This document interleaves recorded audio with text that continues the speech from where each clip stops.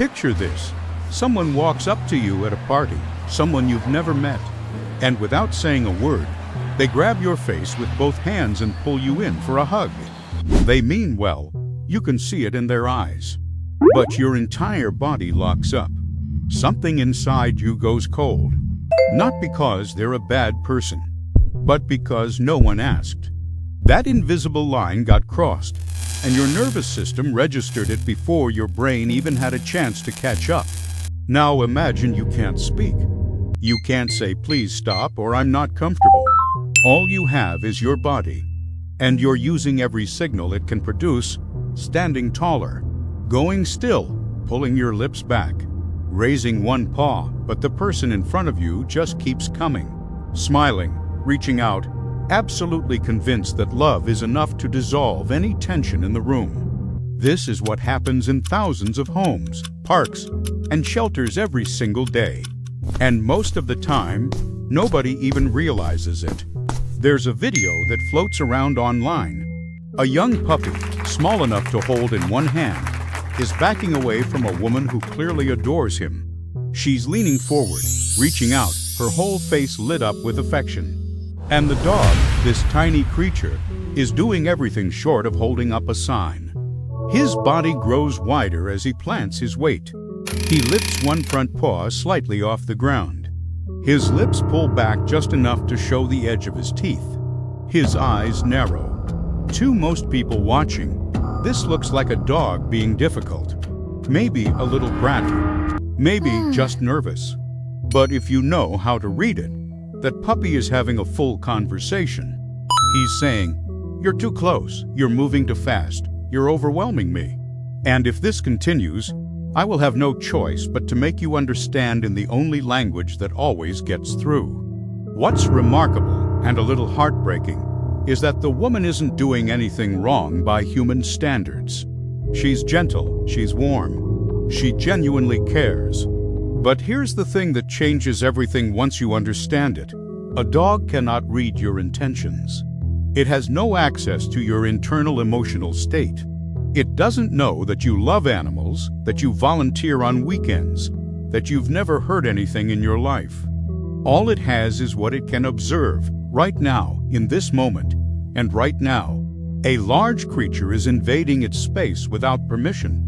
We tend to think of communication as something that happens in words. Tone of voice, maybe. But what the study of animal behavior keeps circling back to is how much of communication is spatial, physical, rhythmic. It's about timing. It's about who moves first, who holds still, who waits. And animals, dogs especially, are fluent in this language in a way most humans have completely forgotten. When a dog lifts its lip, that's not aggression. Not yet. That's a word. It's a carefully calibrated signal that sits somewhere between "I'm uncomfortable" and "I'm running out of options." When a dog raises its body height, squares its stance, locks its gaze, it's not trying to dominate anyone in some outdated alpha dog sense. It's trying to be understood. It's escalating the volume because the quieter signals weren't getting through. The tragedy of that video, and of so many similar moments, is that the puppy started communicating long before anyone noticed. There were softer signals first, a slight turn of the head, a stillness that wasn't relaxation, a look away that wasn't distraction. These are the first drafts of the message. By the time the lip goes up, the dog has already tried several other ways to say it. Here's a thought experiment. Imagine someone is speaking to you in a language you don't understand. Not just unfamiliar words, a completely foreign language, one you've never heard a single phrase of. And they're saying something intense, something urgent. But from your side, it sounds like noise, and you smile at them because you assume it's probably friendly. So they get louder, more emphatic, and you keep smiling because you still don't know what's happening. And your smile is genuine. It really is, but it's landing on them like a provocation.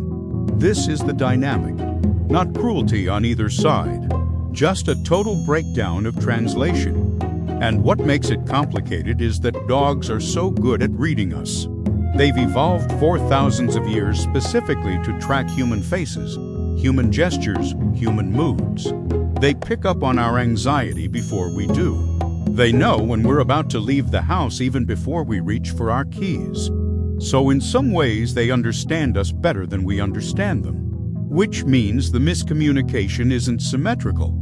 It lands harder on the dog. Because the dog knows exactly what's happening and can see clearly that its signals are going nowhere. Now contrast that with something completely different. Another video, different energy entirely. A man is talking to his dog in this easy, rambling, affectionate way, the kind of conversation you'd have with an old friend. And the dog just rests, not performing relaxation, not tolerating the moment. Actually at rest, the jaw is loose, the eyes are soft. The body isn't braced for anything. When the man leans forward slightly, the dog doesn't flinch or stiffen or recalibrate. He just stays.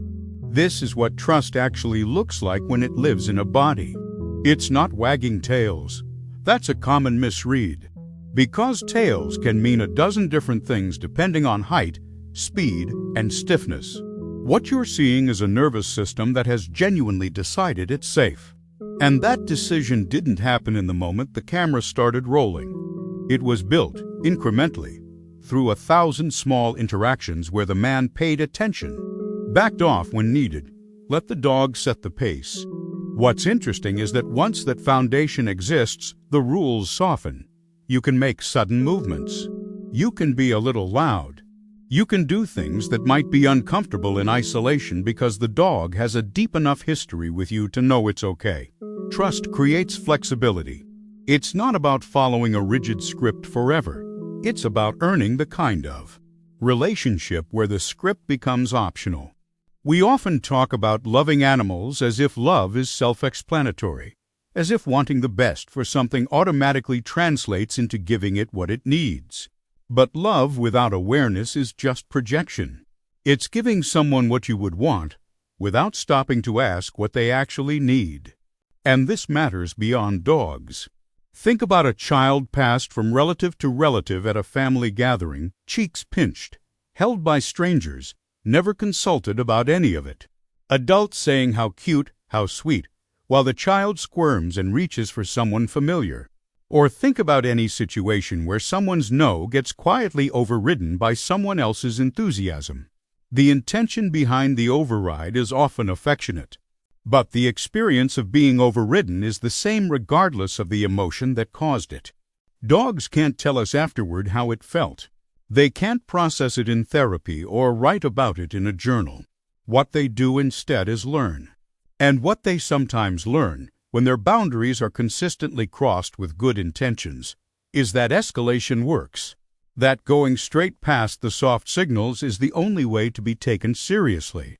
That the world is a place where you have to be louder than you want to be just to have your most basic limits respected. The dogs that bite without warning are rarely actually biting without warning. The warnings were there. They were just in a language nobody learned to listen for. And the heartbreaking part is that the dog often gets the blame for speaking too loudly in the end, when really, it spent a long time trying to be quiet about it first. So what does it actually look like to build something real with a dog? It looks like patience that isn't passive. It looks like noticing the dog turn its head away and choosing not to follow. It looks like sitting in the same room without demanding anything. It looks like letting the dog approach on its terms, even if that takes longer than you want it to. It looks like being the kind of presence that always feels predictable and safe. Not because you're performing calmness, but because over time the dog has learned that you pay attention. It doesn't require expertise.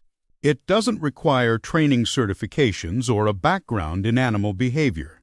It just requires slowing down enough to ask the question, what is this creature actually telling me right now? And am I listening? Because once you start listening, you stop missing things. The small signals become readable. The relationship stops being one-sided. And somewhere in that shift, in that moment when the dog chooses to stay close not because it has nowhere else to go, but because it genuinely wants to be there, Something happens that's difficult to put into words but unmistakable when you feel it. That kind of trust, freely given, from something that has no obligation to give it, is one of the quieter, profound things available to a person.